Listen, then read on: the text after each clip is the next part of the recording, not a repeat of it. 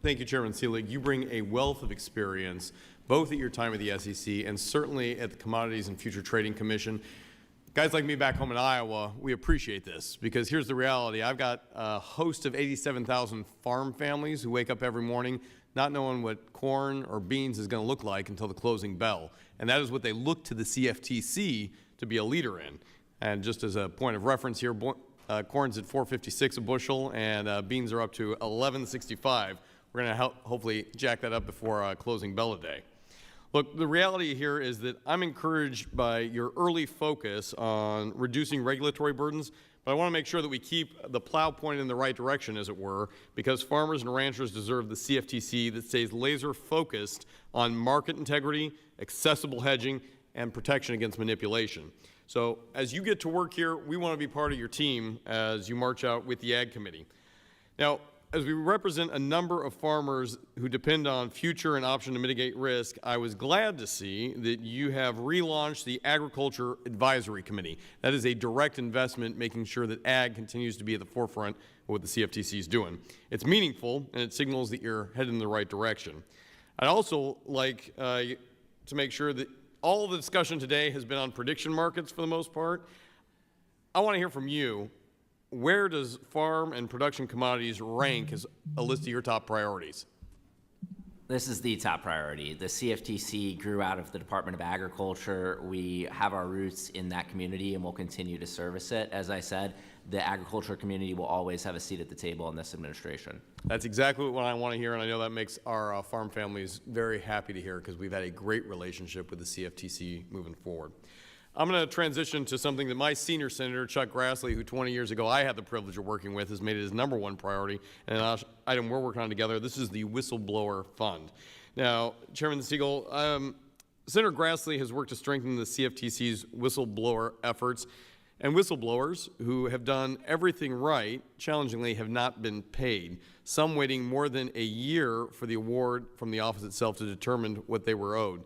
Pro rata payments and authorities exist for exactly this situation, so we can call out bad actors and recognize those who are doing the right thing.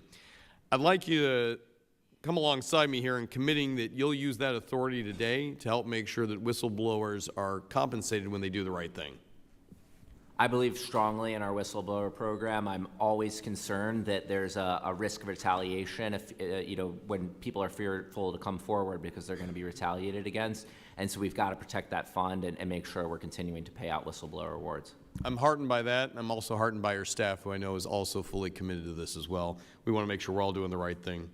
When it comes to your background in both the SEC and CFTC harmonization, I'd like to say thank you for reducing the duplication between these good markets. Could you talk to us a little bit about one of the top areas where you feel you can move the most rapidly in eliminating inconsistent requirements under the existing authorities before you? Absolutely. One area that we're keenly focused on is substituted compliance. So for too long, duplicatively registered entities such as a broker-dealer, FCM entity that's both a broker on the SEC side and on the CFTC side have been strangled with these different regulatory requirements.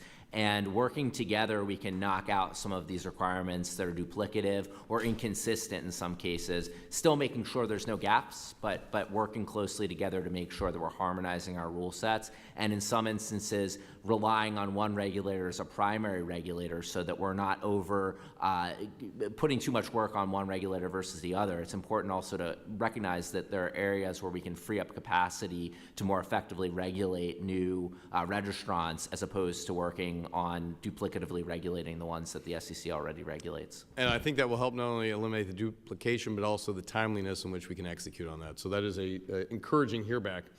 Look, I'll end with this. Small Iowa producers are facing higher costs, fewer intermediaries, and complex products. As you talk about vertical integration and market structure reform, from your perspective, whether it's a hog farmer in Altoona, Iowa, or a row crop grower in Red Oak, what does that actually deliver to the little guy with this type of integration? Well, this is critical for everyday Americans. When you're using the derivatives markets to hedge risk, you have to go through an intermediary, and the more regulation we have on these intermediaries, and some of them, as I mentioned, are both CFTC and SEC regulated, so the more duplication and kind of regulatory burdens, that gets passed down to the market participants, the farmers, the ranchers, the producers, and then the consumers who are buying their goods. So this is going to make our markets better, and it's going to reduce costs for everybody. Keep up keeping the farmer first. Thank you very much. I yield back my time, Mr. Chair.